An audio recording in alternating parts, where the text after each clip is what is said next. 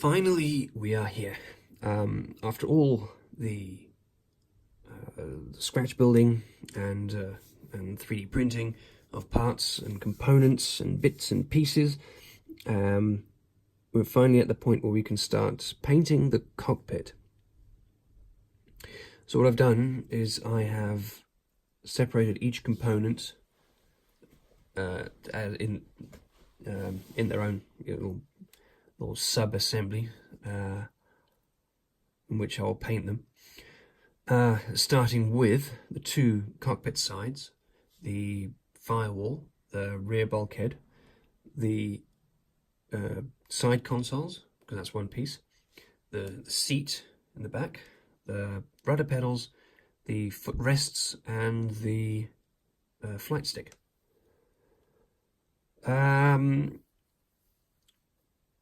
And then, of course, there's the 3D printed components here, which are the well, there's three of them because they're teeny and I'll lose them. It's the valve for the gas tank, the O2 canister, the throttle quadrant, and the gas mask. No, the oxygen hose, oxygen mask regulator. They're separate, so I can, because they're fairly chunky, so they can be painted separately and then added to the cockpit when I'm good and ready. What's missing here is the instrument panel, because that's pre-colored, so that'll be added as soon as all the other paint's on. Now, how I'm going to do this is as followed. I will be starting with a black primer, and in this case I'll try the Vallejo acrylic polyurethane gloss black. On top of that, in certain areas, not everywhere, I'll be using the Duraluminium by Alclad. I'll be using that on the rudder pedals, the seat, the side consoles, and the floor, and the foot plates, the flight stick, and not on the side walls. Although, no, not on the sidewall. I might do at the towards the top by the cockpit rails, but that's more for an outside. So you know what? I'll leave that because that'll be exterior paint. We'll get to that later. So not on those, not on those, not on those either.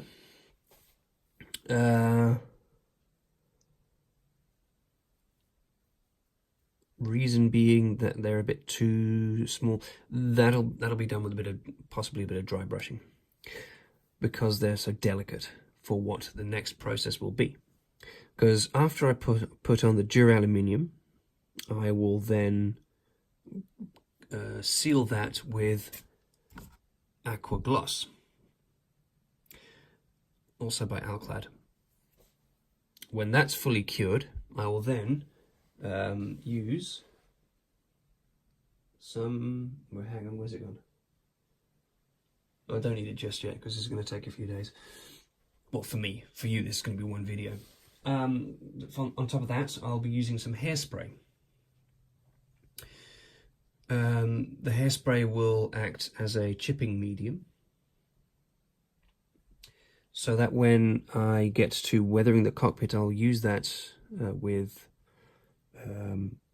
use a stiff brush with water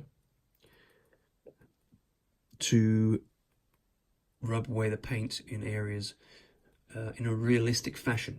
I might even use a little bit of salt in places as a seed, as it were.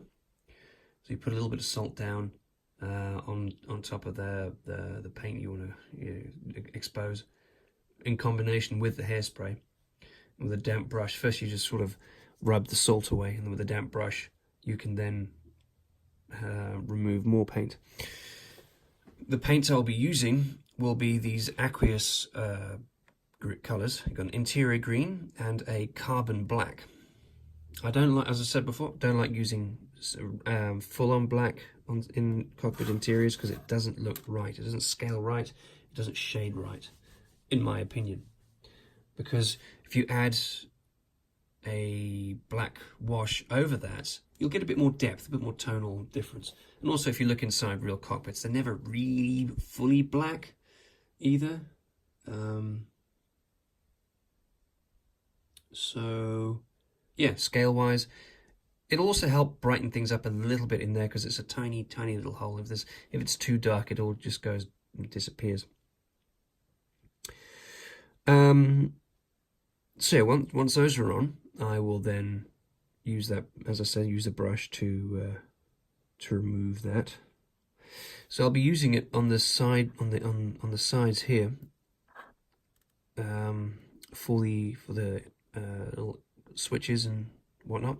Now, if I put the alclad down first, hairspray, and then the carbon black, if I then gently scrape away the paint on top of that, I don't have to paint the switches and buttons and dials and things, because they'll be exposed by the aluminium will be exposed, and it works a lot neater. I've used the same trick on a Phantom, which I have somewhere, which came out quite nicely, but also on a 1/12 scale Tamiya CB750 on the wheels.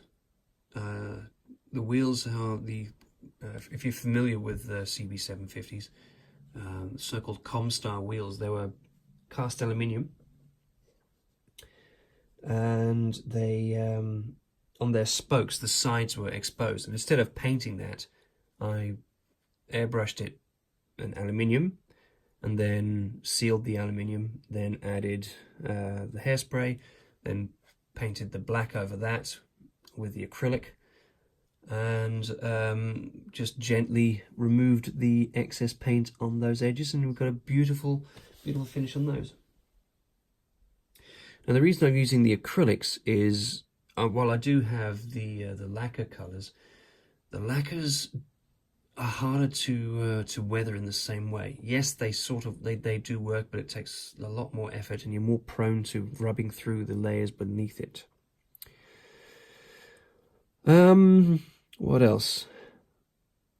Yeah, as soon as that's all in, then it'll be a question of sealing that again, just making sure it's in there, in place, and not nudged around by the next step, which will be washes.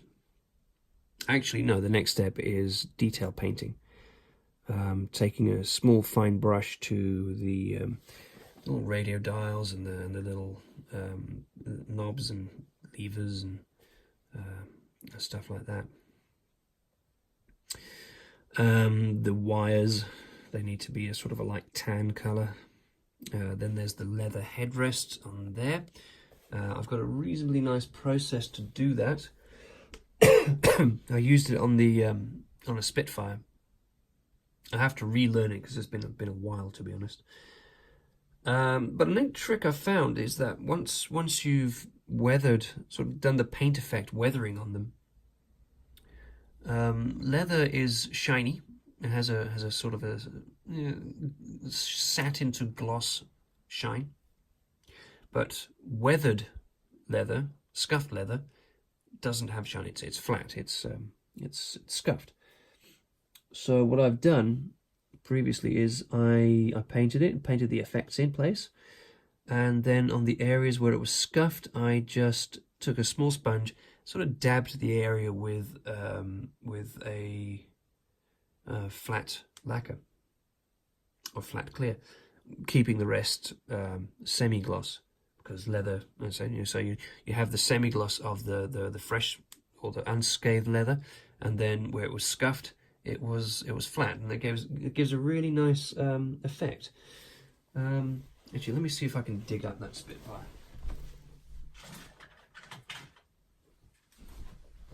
I may have pointed out in a previous video. It's something that sort of made me stop because I was just biting off more than I can chew. But anyway, here it is. Just gently pull the cockpit out. Don't need that. This can go over here. So, right here. Is that glued in place? I honestly don't know. Yes it is. Anyway, as you can see here, there's the seat, the leather backrest. I'm gonna get in on that one. There. So I painted that effect in, and if I hold it like that, you can see the sheen, but it's not everywhere. On the scuffed areas, you can just make that out. On the scuffed areas, it's flat. Quite proud of that effect. So I'll be trying to replicate that on the little headrest down here. I'm not sure how effective that'll be at that size, but we shall see. Let me just put this cockpit away.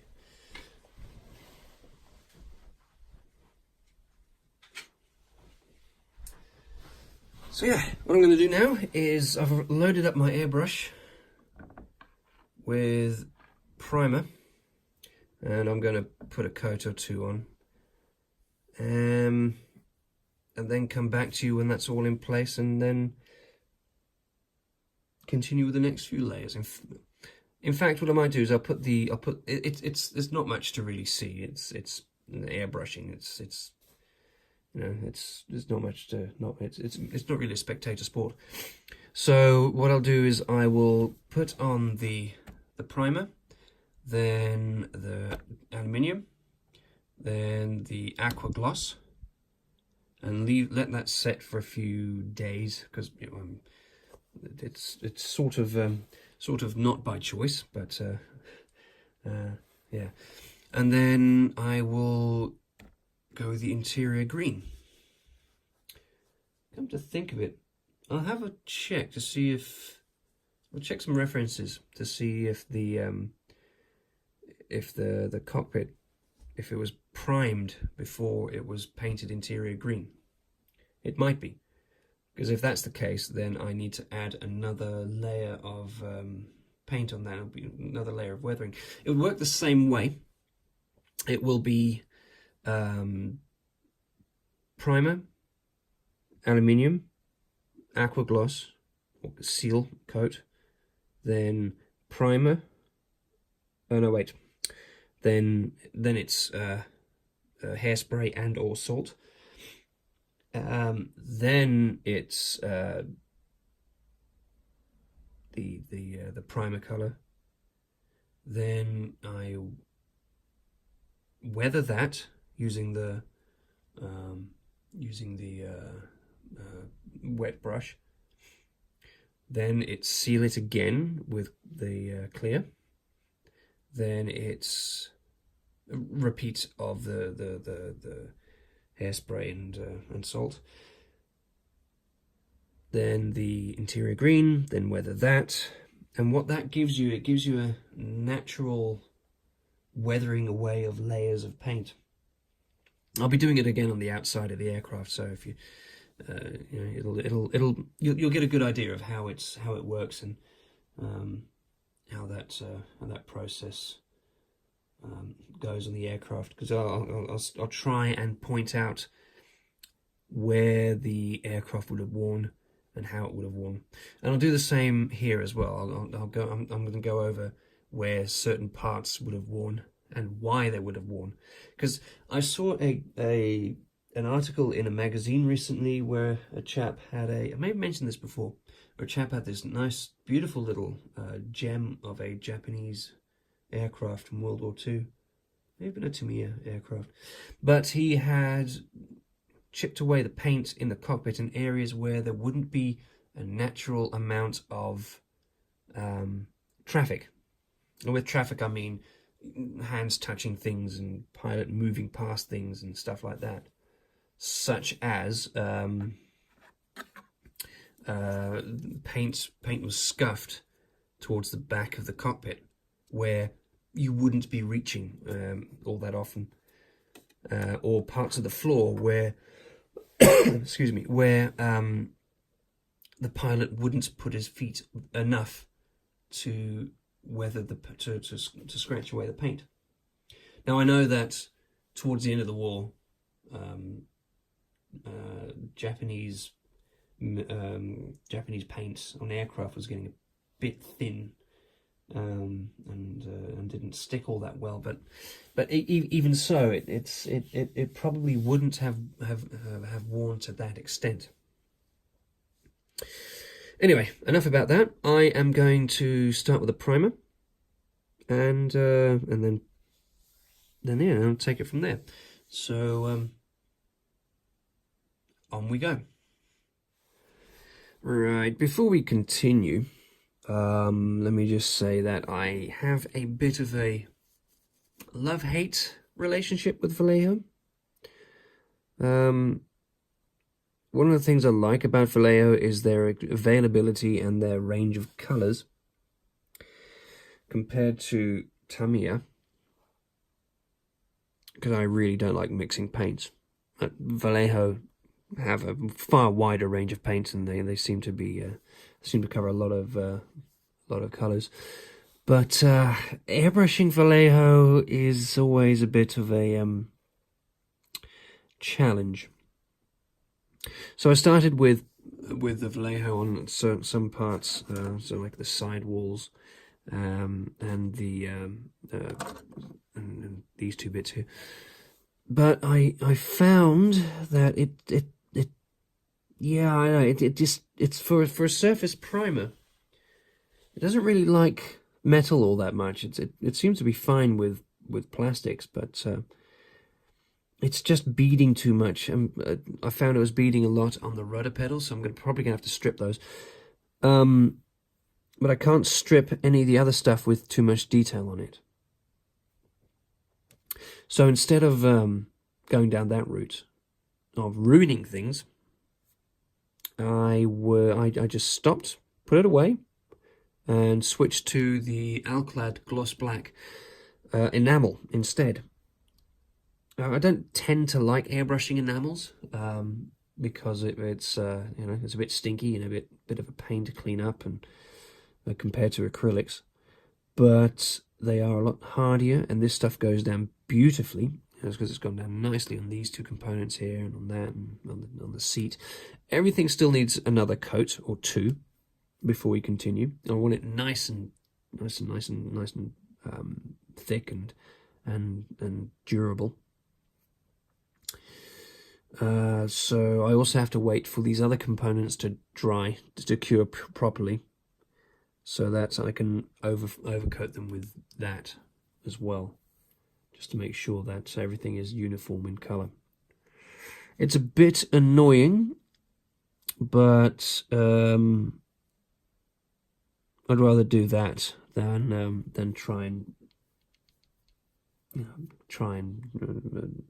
struggle with the Vallejo, which is a shame, because I don't know, for some reason other people can do wonderful things with the stuff, but it just I don't know, it's always a struggle and a fight with the stuff with me. So yeah, while I still got you, the reason I'm going with a black primer is, well, for one, the aluminium works better on it, but two, if I miss a spot with the interior green, you don't see it. And also you can, what I'm going to try and do is you can use it as a shadow. So if I airbrush from above, from this angle from above, looking down into the cockpit, the paint will fall on the areas where the light would fall first. So hopefully that'll work. I always have these grand plans of doing that, but it more often than not, it tends to sort of not go quite as well as I'd hoped. Doesn't go wrong, but the effect just never appears the way I want it to. But who knows? Maybe this time it will. I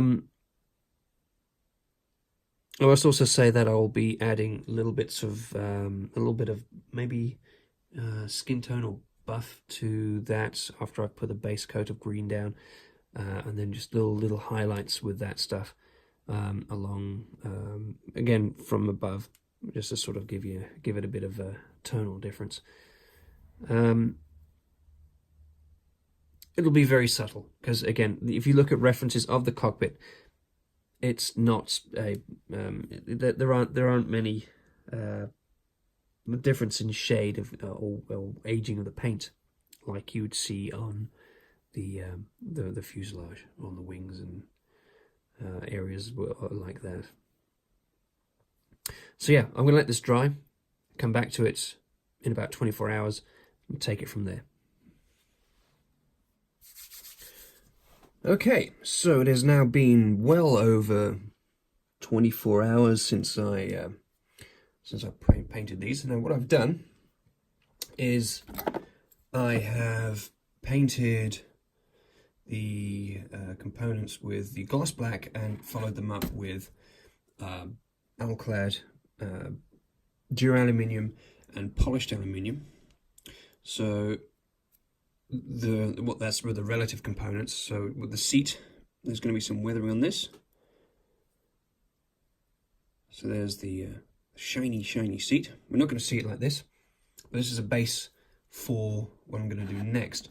The same goes for the side consoles, the rudder pedals, the foot plates.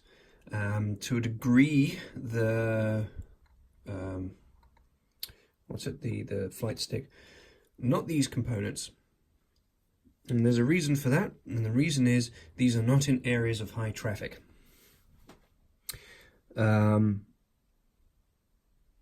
Basically, the areas where there's going to be aluminium showing through will be in places where there would have been a lot of traffic with, you know, hands and feet and scuffing and all that sort of stuff. That really it doesn't really occur that much on instrument panels, not to the degree that you'd see it on this scale. The same goes for the side panels. You got to think how when a pilot gets into the aircraft, where does he put his feet? Where does he put his hands? What happens with the seat?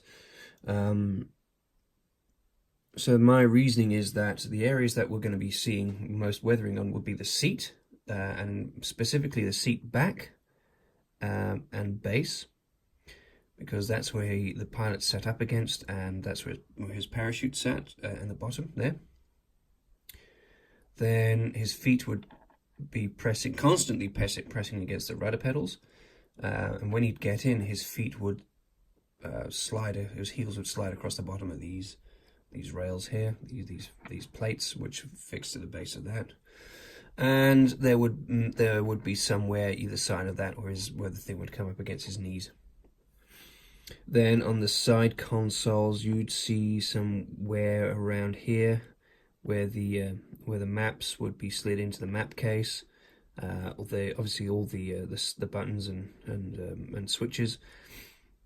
More so towards the front than the rear, because in a cockpit, if you look at the cockpit layout of any aircraft, fighter aircraft specifically in this case, you'll notice that all the more immediately necessary controls are towards the front. They're more accessible, and the further back you go, the less necessary the controls are.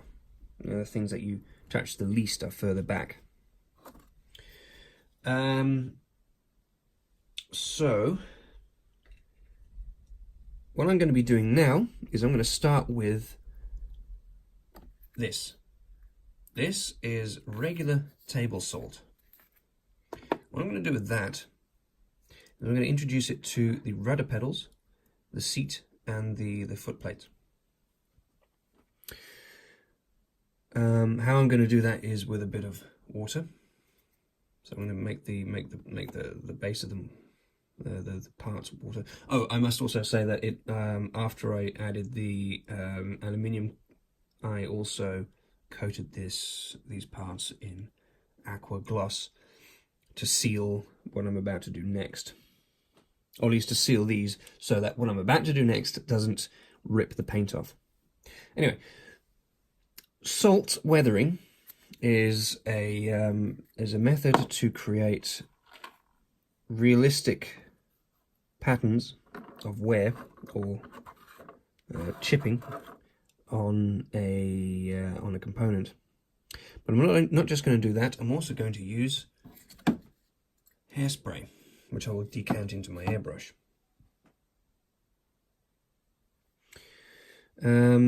So the salt weathering will be basically a seed, a starting point. So yeah, instead of just waffling on about it, let me just start. So I'll start with the seat, and I'll zoom in on this so you can get a bit of a better close-up view of what I'm doing.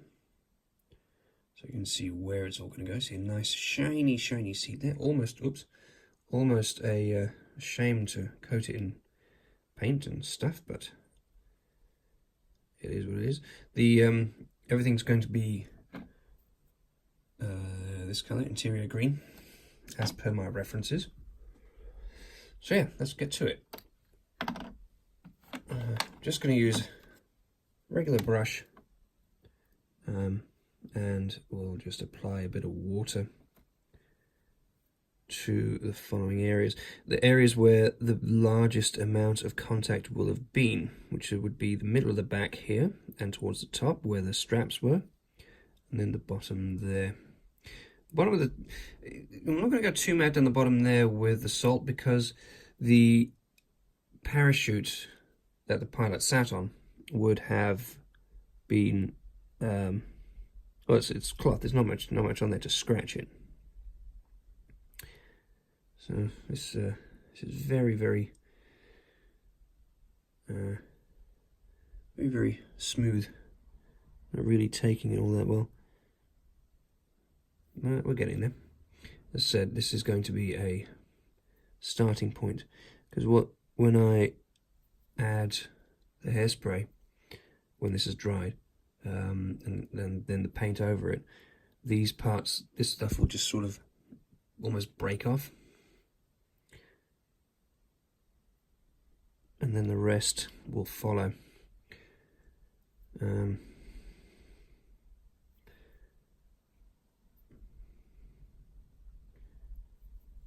With the hairspray being removed or loosened. There we go. Hopefully this will stay in place when I... There we go, just moving it around with the water. So, yeah, focus. So we've got the little bit of a seed in there, a little bit of a seed on the back. I'm going to let that dry and move on to the next bit, which is the rudder pedals, or which are the rudder pedals, if I use grammar correctly. Me fail English, that's impossible. So a little bit of salt on there.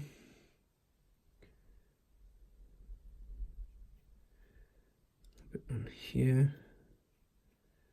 Smearing it on.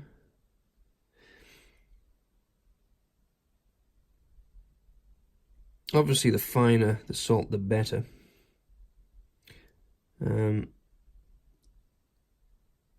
I've heard people saying use popcorn salt, but I don't think I can get that here in the UK.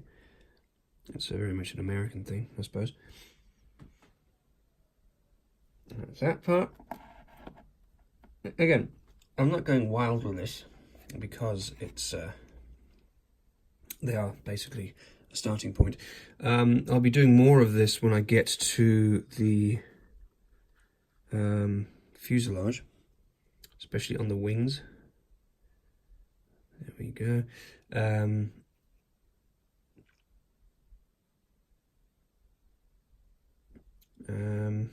around the cowling. Less is more, obviously.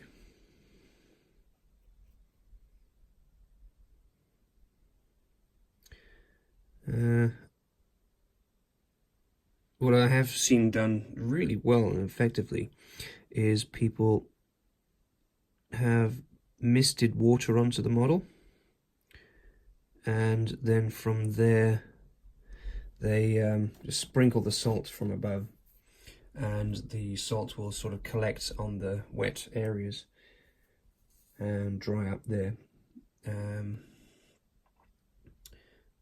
we go. See the salt there and there. And then gently spray the mist on, marble on, even different shades of the base color, and that gives you a nice sort of mottled effect on the paint, and it works really well. Cool. I'm going to let this this set and decant some hairspray into my airbrush. Decant some hairspray into my airbrush, and then hit it with the appropriate colours, which would be these two. I'll be using the carbon black on the on these areas here. Grab that. This area here, and that area there. I may even freehand that a little bit with the airbrush. I get it real close, just gently brush that in. Because when that's been done, I can then remove the excess paint very gently. Maybe even dry brush those areas with a bit of silver if it doesn't come out all that well. And then I will be painting in all the fine detail, like these components here, wherever there's a yellow or red knob on there, the focus. Thank you. The oxygen tank is going to be more of a greeny green, if you know what I mean. So yeah, those will be done separately. So yes, I'm going to let that dry and then get back to you in a moment. Get back to just a moment after I've then we can continue. The salt appears to have dried. I have decanted the hairspray into the airbrush simply by holding the hairspray nozzle over the cup and just spritzing it in. I'm going to spray it at a fairly low pressure, so I don't want to blast the salt clean off. Let me just test that theory. We're good. Okay, cool. So yeah, I'll just give these a bit of a light coat with hairspray. And yeah, here we go.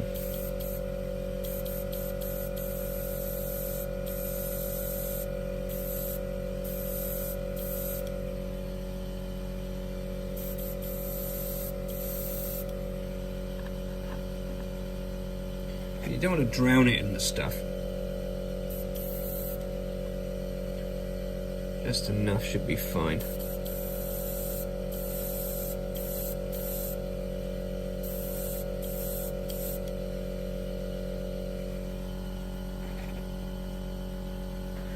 And the nice thing about this stuff is that I've used this small can of hairspray for a very, very long time. A little bit goes a very long way. And it's cheap.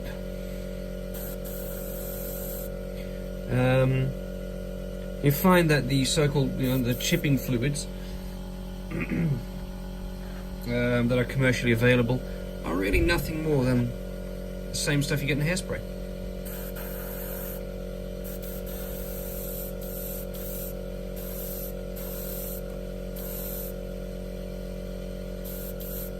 It's non-toxic, I hope, and widely available.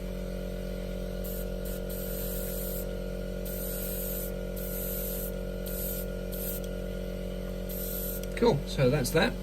Let this dry and then mix up some the appropriate colours and airbrush those on as soon as this is good to go. Right, I've mixed up the green with a load of the X20A thinner, the acrylic thinners. The paints are very compatible with the Tamiya stuff. I suspect, someone can correct me if I'm wrong here, that they come from the same factory. Because they smell the same, they work the same way. It's just different stickers. I mean, even the paint jars and caps are the same, except for the logo stamped in the top. Right, so I've tested the paint on the one fuselage side. I may as well go do the other side as well while I'm at it. The trick is very thin, misty coats. You don't want to drown the stuff in paint, because otherwise you'll end up losing all that lovely detail you've just worked so hard to squish into it. So just notice that the cables that I put in so lovingly right at the beginning are just sort of glued in place there. So I'm going to just move those out of the way. There's no harm done there. I will glue those, fix those in place as and when. Yeah, I'll go do this side as well now.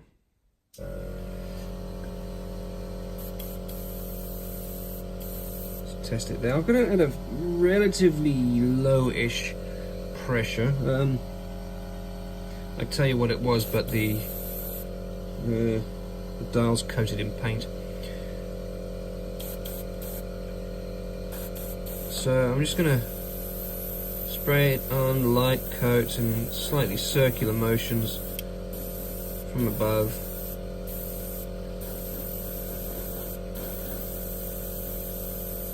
Just building up the colour as we go.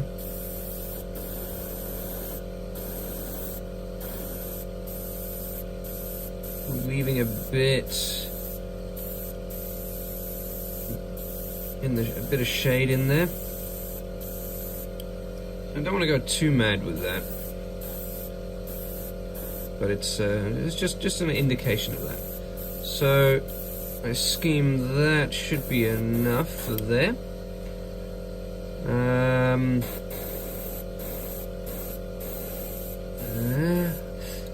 going to revisit this area later. I think that needs to be black, but I have to check my references. This area here, which is the combing. And then you have the leather pads there. Cool, that's that. Put these aside. Same will go for the instrument panel, or the firewall. Still plenty of paint in there. Just circular motions. Not a lot of paint coming through.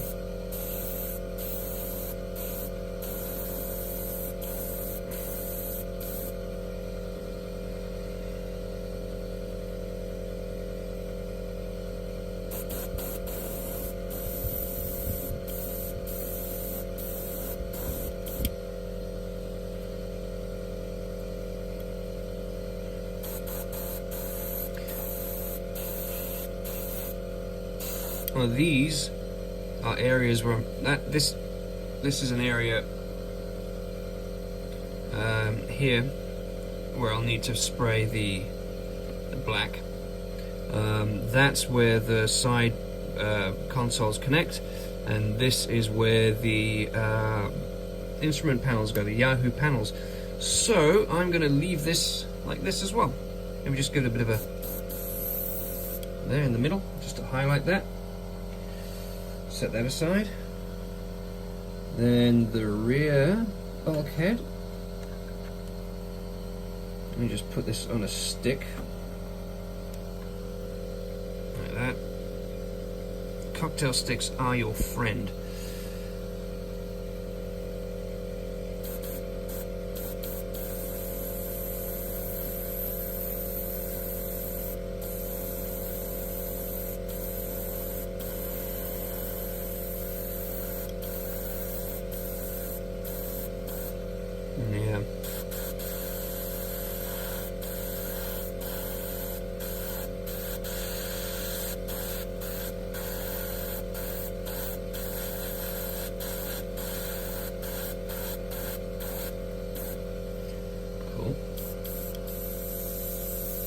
of a mist from a distance.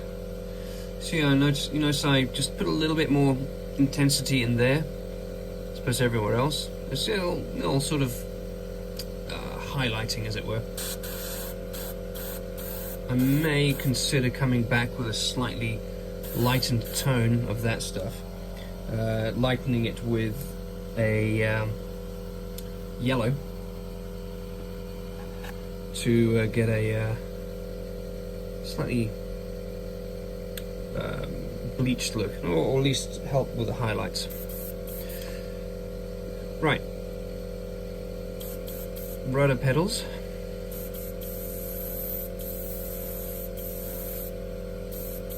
Go from behind here, get those in.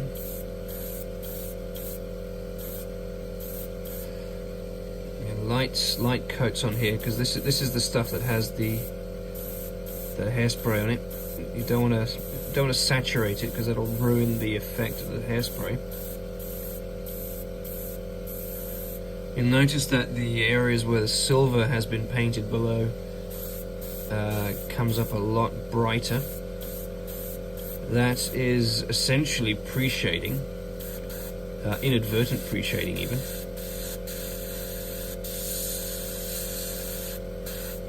Just giving those a bit more of a highlight. Bit of a darker edge towards bit of darkness toward the edge there. I suppose if you're familiar with 3D rendering, you could call that ambient occlusion.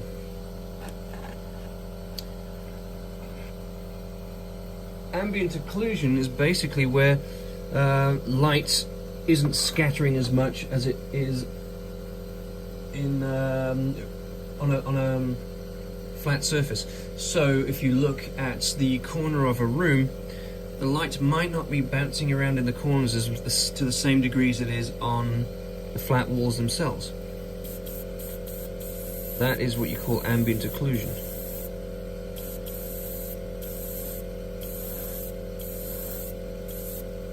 Now you can see the salt quite clearly there. That gives me an indicator of where I can start with the chipping. There we go.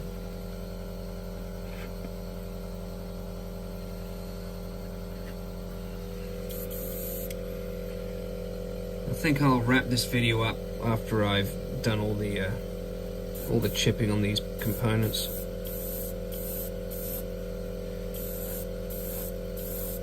And then in the next one I'll go over the detail painting and adding the washes to the aircraft, to the cockpit.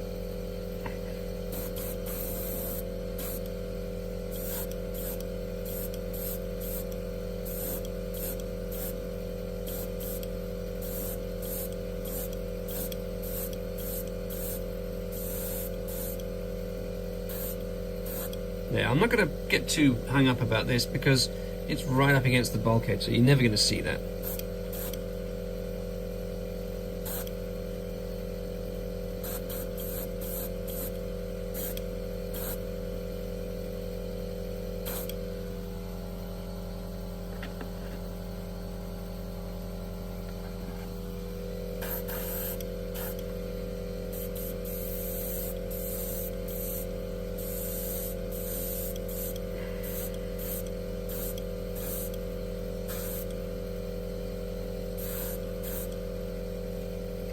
So spinny.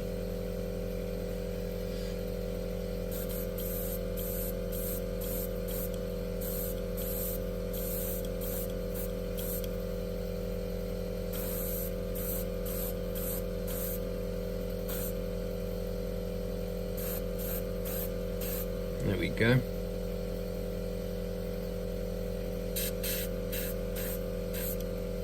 Cool. That's the green done on these. Once that's all done, I will then start with the black. Now when that's done, and it's all nice and cured, I'll start chipping away at stuff.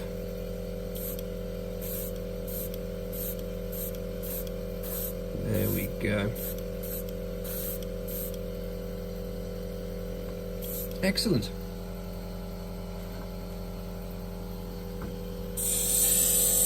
Next up, black. Okay, I'm going to see if I can freehand this, so bear with me. If I end up having to repaint this, so be it. I will see if I can just put a little bit of masking tape along this edge right here, just to make sure that that delineation is quite straight. A lot of this is black as well on the on this side, so like this little detail here, that these bits and pieces here. So if I fudge it over here, it's a little bit less of an issue than over here, because there's a very clear delineation on that part there. Just put this over here for now, see if I can get that on nice and straight ish. Straight enough. Getting it to stick is going to be an interesting one. There we go, that'll do. Let me see what I can do with this. I'm going to just jack out the pressure a little bit more. Atomizes the paint a bit better. Actually, let me do the other side as well. There's a lot of stuff that goes over it, but can't hurt. I've spent a week painting this already, basically, so may as well just be a little bit more patient. I'll be honest, this is the longest I've taken to paint a single piece continuously. You know, I've obviously painted stuff in the past and gotten bored and wandered off and played PlayStation and stuff like that, but this is the longest I've done between coats. Normally I give it like 10-15 minutes, which is way too short. It's that, like I said before in a previous video, it's all about that used to working to deadlines. So I'm trying to force myself to calm down a bit on these things. Anyway, let's see what this does. A bit of a test spray there. Cool. Now the nice thing about this Iwata is it's capable of some very, very thin lines.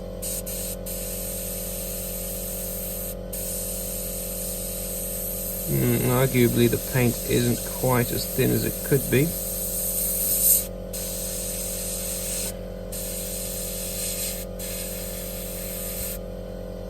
But there. Don't forget we're going to put washes on this as well.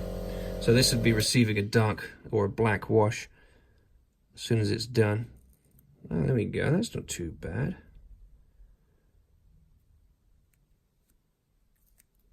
There we go. Lovely. So that's that. And you could brush paint this, but you'd end up filling in all those little details and whatnot. So now at this way, at least you get a very nice thin coat.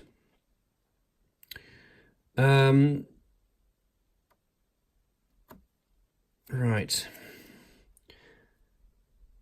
I'll put that there.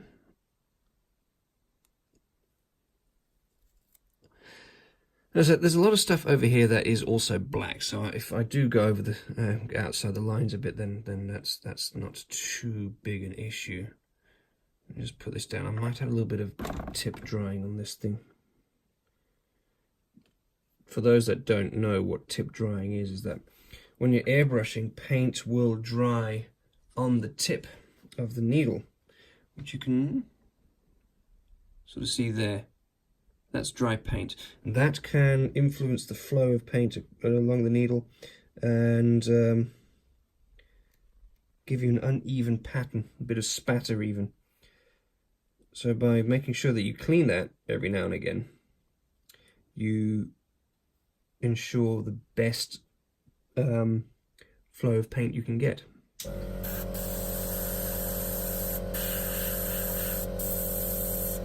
There we go.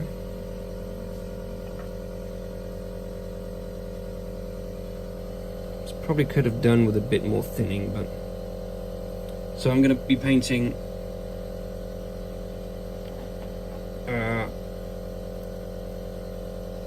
this and this. And maybe that's why I was talking with an airbrush in my teeth. So if I hold it at this angle, so it'll be spraying that direction as opposed to that way, I can I can get away with not having to mask on the inside. Again, this is a first stage, so there's going to be a lot of stuff happening after this.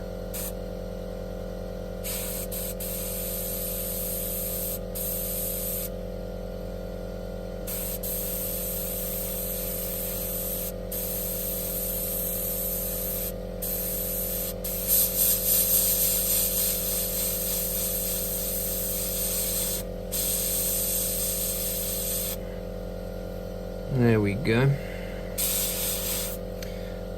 Anything I don't cover now will be covered with brush painting.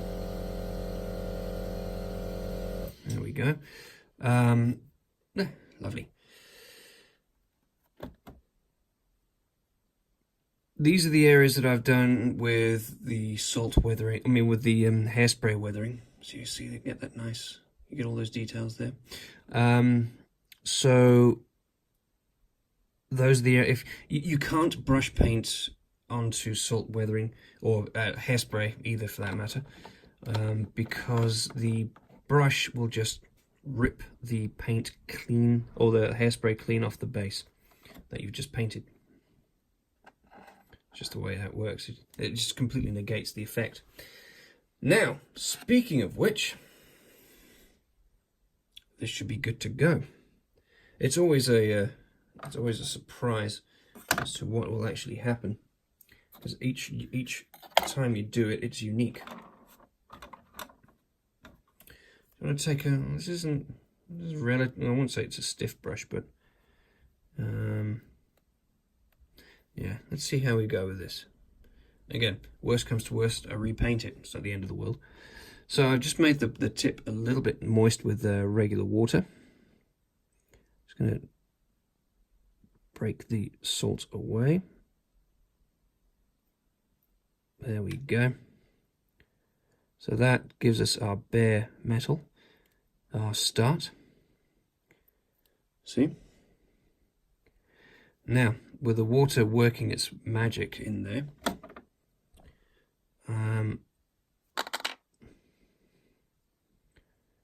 I can now sort of, well, literally chip away at it, like that. So what I'm going to concentrate on are the areas where I would hazard a guess would be the most wear, which would be a bit more water along the back where the pilot's where the pilot would sit, where his body would be, and along the top where the straps would rub against the metal when they're not being used. Seems I could have done with a bit more hairspray on this. Maybe even get a stiffer brush. No, there we go. There, see, it's coming off. Get that nice metal edge on the top.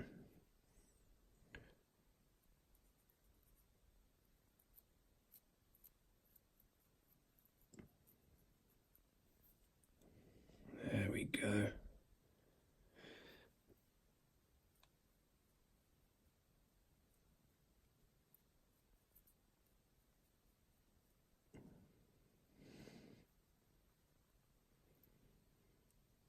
I'm kind of grinding the paintbrush into it a bit. I think I'll leave it at this. See what you get there? It's very nice. A little bit more. See how we go.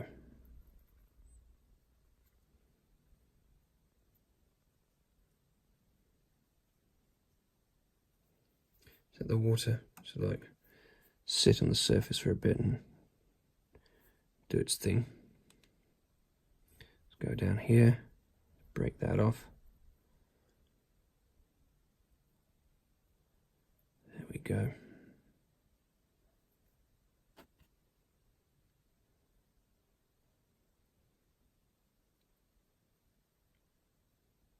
And this doesn't work so well with enamels because they are a lot more hardy than these acrylics are. And they tend to bite clean through the hairspray.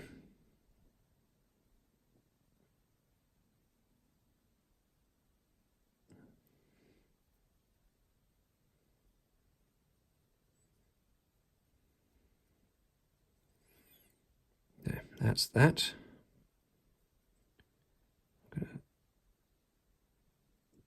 There. I'm not going to do too much more to that. So rubbing that away. There we go. And once this is dried, I'll hit it again with some clear gloss, and then we can apply some washes, which will bring out some of the depth and of those rivets, give it a bit more of a tonal variation. Might even airbrush some smoke over it to simulate some dirt. Oh, it's really stuck in there. Scrubby, scrub, scrub. It's ruining a pretty good brush here. Let me just let this soak in water for a bit. There. Set that aside. We try the rudder pedals next. Again, same thing, just sort of want to break the salts off.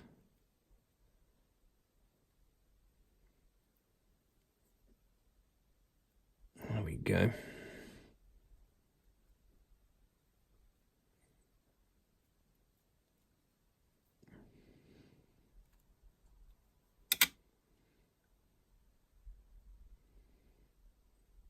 Scrub it with a brush.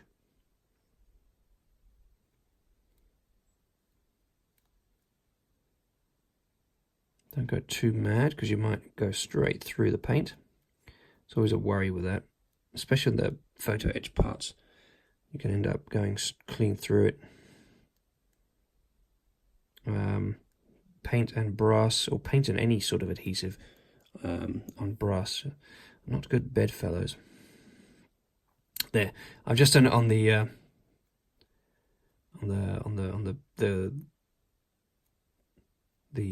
ribbed portions there.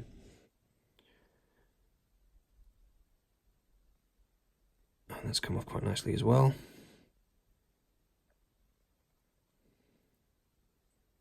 There, that's very nice. Nothing weathers better than actual weathering, if you know what I mean.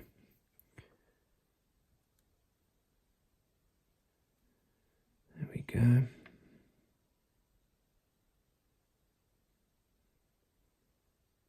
There's no point going into these areas here because they're recessed. You're never going to get your foot in there. So it'll be just the tips, really. Again, going to leave that to dry. And then we have the footrests, if you want to call them that. I'm sure there's a proper name for them, but I'm going to call them a footrest because that's what they do, as far as I'm concerned. Let's break that salt off.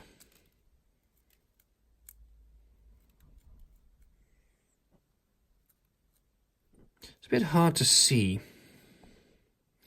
the metal being so shiny. Once the washes are in place, it tends to make itself a little bit more visible.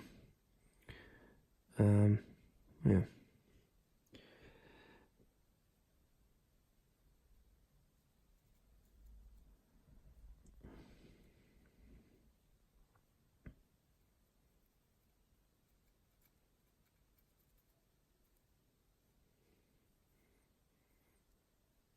Let me just see if I can grab a slightly stiffer brush for this.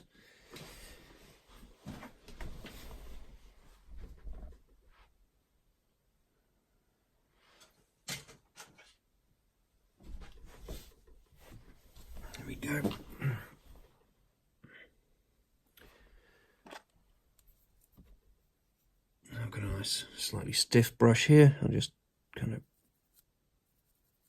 brush it in perpendicular to the brushes, or along the direction of the brushes. I don't know. We're going using the thin edge, as Jeff Vader would do when he would kill someone with a tea tray. For any of the Eddie Izzard fans out there.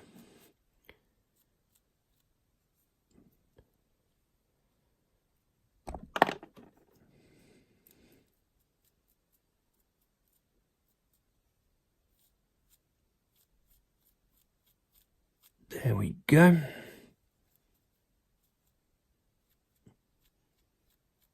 That's nice. Cool. Again, leave that as is. Let that dry. Let's come back to the seat. That must have soaked in by now. Use the same stiff brush again. Get in there. There we go. Oh, that's nice. See? It's very nice. Maybe just add to that a bit. I was probably using a brush that was a little bit on the soft side there.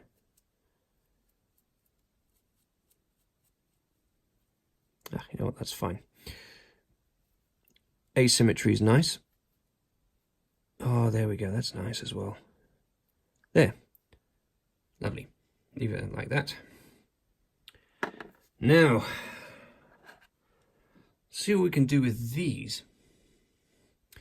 Now, the idea was that instead of dry or painting or dry brushing these little knobs and dials, I use the hairspray to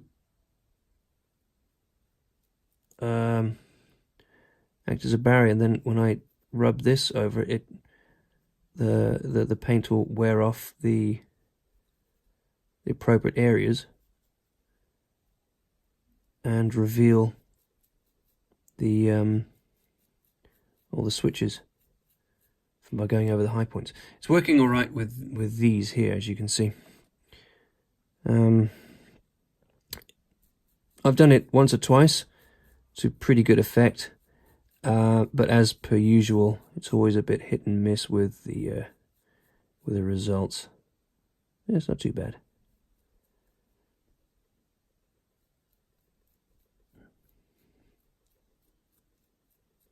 There we go. And then a little bit of wear around where the map goes, because that'll, you know, paper is incredibly abrasive. So if there's a bit of wear around about here, that would be expected. See? Just a little bit there along those areas. I may have to, oh, I've already snapped one of these little sods off. It's a little lever. I'll have to come in and glue that back on in a moment. I can live there for now.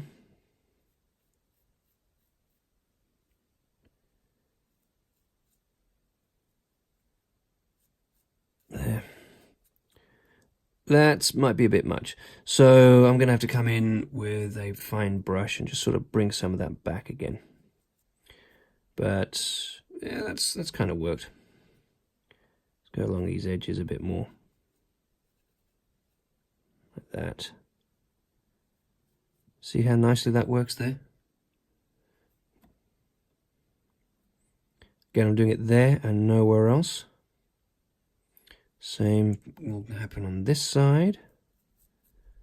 Those brush for those switches. There, look at that. That's very nice.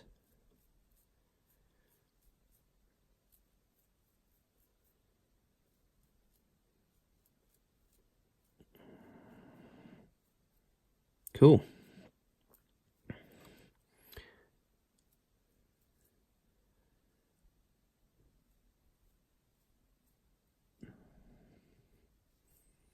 Well, I'm happy with that.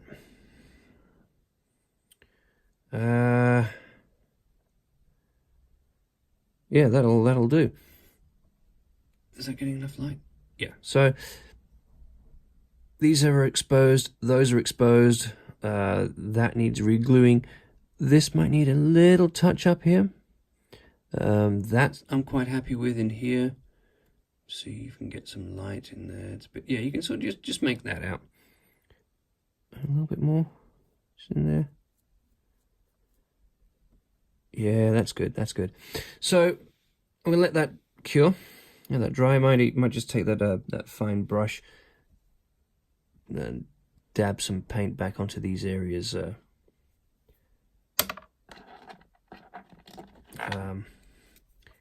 Here and here. For the rest, it's quite nice. So I'm going to leave this as this for now. This is good. You can see this is part 1 of the cockpit painting. Oh wait, I'll do the control stick as well.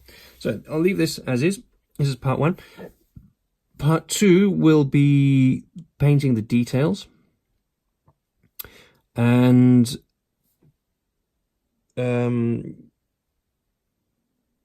yeah, painting the details and adding the washes to the cockpit. So yeah, that's it. That's been salt weathering and hairspray weathering, and hopefully this has been informative again. Thanks for watching, and see you again soon.